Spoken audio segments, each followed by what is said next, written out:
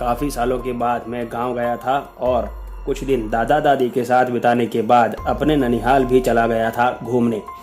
मामा मामी और रोहन के साथ काफ़ी मज़ा भी आ रहा था। रोहन के साथ गांव और आसपास की जगह घूमता रहता था। एक दिन मामा जी को किसी शादी में जाना हुआ। मैं, मामी और रोहन और नानी थे घर पर।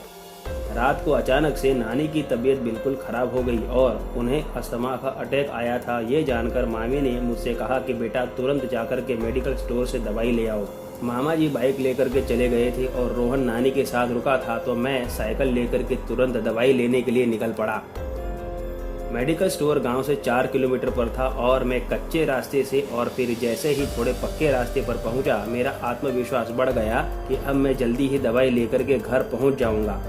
दवाई लेकर मैं तुरंत घर की ओर भागा और रास्ते में अचानक साइकिल की चेन उतर गई। जैसे ही मैं चेन बनाने के लिए बैठा कि तुरंत किसी ने मुझे पीठ पर जोर से मुक्का मारा। मुझे इतनी जोर से मारा था कि मैं कुछ सेकंड तक सांस ही नहीं ले पा रहा था। मैं जैसे तैसे करके पीछे मुड़ा तो पीछे कोई नहीं था, सिर्फ कुछ परछाई जैसा देखा। उसने तुरंत मुझे जोर से थप्पड़ मारा और मैं उल्टा गिर गया। मुझे समझ में ही नहीं आ रहा था कि ये सब मेरे साथ क्या हो रहा है। तभी उस परछाई ने मुझे उठाकर बाजू के खेत में फेंक दिया। मुझे काफ़ी चोट लगने के बावजूद मैं उठकर वहाँ से भागने लगा और मुझे नानी की चिंता थी। मुझे कुछ दूर तक यह एहसास होता रहा जैसे वो मेरे पीछे ही है। जब मैं घर पहुंचा और मैं जैसे ही नानी के कमरे में गया, नानी बिल्कुल ठीक हो चुकी थी क्योंकि मामी को दूसरा इन्हेलर मिल गया था।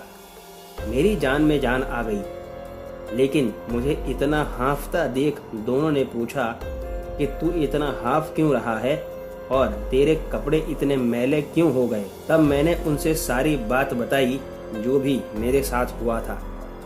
तब नानी ने कहा कि बेटा गलती की कि तुझे दवाई लेने के लिए भेजा, क्योंकि तू जिस रास्ते से दवाई लेने गया था उस रास्ते से गांव के लोग दिन में भी नहीं जाते। वहां कई सालों से गांव के कुछ लोगों की लाशें उनकी इच्छा से दफनाई गई थी।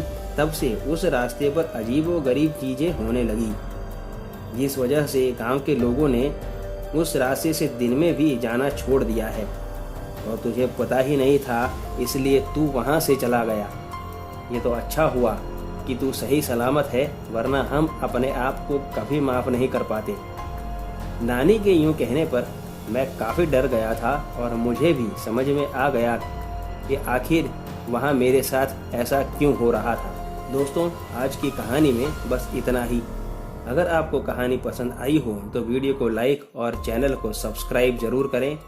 आप सुन रहे थे मुझे, यानी कि कश्यप को, आहट एक अनहोनी की चैनल पर। अगर आपके पास भी ऐसी कोई कहानी है तो मेरे साथ मेरे ईमेल पर ज़रूर शेयर करें, जिसका लिंक डिस्क्रिप्शन बॉक्स में दिया है। तो मिलते हैं अगली कहानी में। तब तक stay home, stay safe. Thank you.